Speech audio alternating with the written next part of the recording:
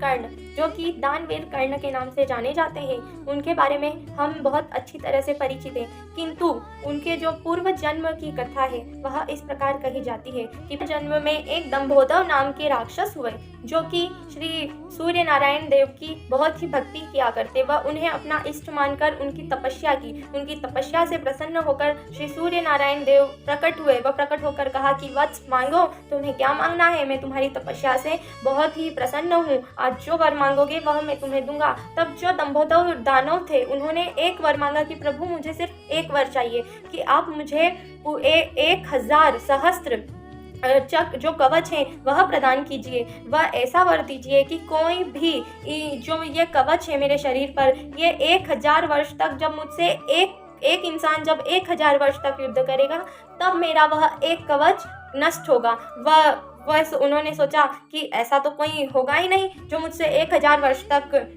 मुझसे लड़ाई करेगा और मेरे कवच को नष्ट करेगा, और जब नष्ट हो जाए तब भी मेरी मृत्यु ना हो। यह वरदान पाकर और फिर सूर्य नारायण ने बोला कि ठीक है, यह वरदान दिया और सूर्य नारायण अलग हो गए। अब उन्हें सूर्य नारायण से मिले हुए वरदान का अभिमान हो गया। वह जब अभिमान हुआ तो उनकी बुद्धि फिरी, और बुद्धि फिरने के कारण वह चारों ओर देवताओं को परेशान करने लगे। जब देवता उनके आतंक से परेशान हो गए तब वह श्री नारायण भगवान के पास गए और उनसे बोला कि प्रभु कुछ कीजिए, ये दानव इनने हमारा जीना मुश्किल कर दिया है, आप कुछ कीजिए। तब श्री नारायण ने एक अवतार लिया, नर और नारायण का अवतार।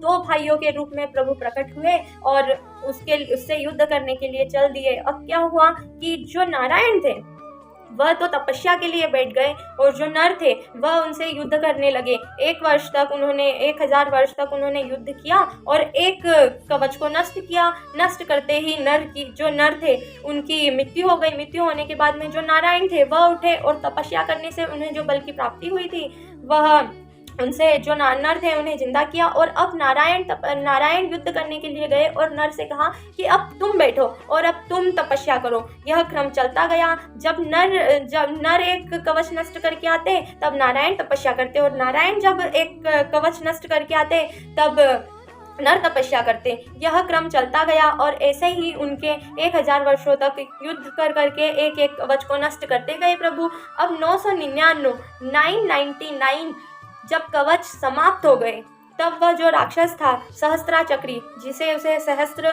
चक्र मिलने से उन्हें नाम दिया गया था, वह घबरा उठा और घबरा के अपने जो इष्ट थे सूर्यदेव उन्हीं के पास जाकर छुप गया। अब कुंती माँ को तो यह वरदान प्राप्त था कि आप जिस भी देवता की पूजा करेंगे उनसे आपको एक वर उन्हीं के समान एक पुत्र प्राप्त होगा उनके वरदान से। तो कुंती मैया ने सूर्य की उपासना की और सूर्य भगवान ने वही पुत्र जो सहस्त्रा चक्री थे वही कुंती मैया को कर्ण के रूप में प्रदान किया, और साथ ही वह कवच भी उनके साथ जन्म के साथ आया। इस प्रकार जो सहस्त्रा चक्री था, जो दंभोदर नाम के जो राक्षस थे, उनका जन्म कर्ण के रूप में हुआ। और जो नर और जो नारायण थे उनमें जो नारायण थे वही नारायण श्री कृष्ण के रूप में महाभारत का समय आया। अब कर्ण का तो मृत्यु निश्चित ही थी, उसके पूर्व काल से ही था कि उसने जो भी कर्म किए थे, एक राक्षस के रूप में देवताओं का दिल दुखाया था और अपना अभिमान पूर्वक जो दिल दुखाया था और कार्य किया था, वह जो कर्म था उसे तो उन्हें भोगना ही था। इसका अर्थ यह था कि उनकी मृत्यु तो निश्चित ही होनी थी।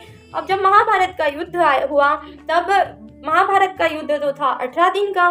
अब 18 दिन में और उसे वरदान प्राप्त था कि कोई 1000 वर्ष तक लड़ेगा तब जाकर वह नष्ट होगा। प्रभु के पास इतना समय तो था नहीं, तो कृष्ण ने एक लीला की और जो इंद्र थे वह एक संत का रूप बनाकर आए। वही कवच कर्ण ने इंद्र को दान में दे दिया। दान में देने के पश्चात प्रभु ने उनसे युद्ध किया और युद्ध में कर्ण की मृत्यु हुई।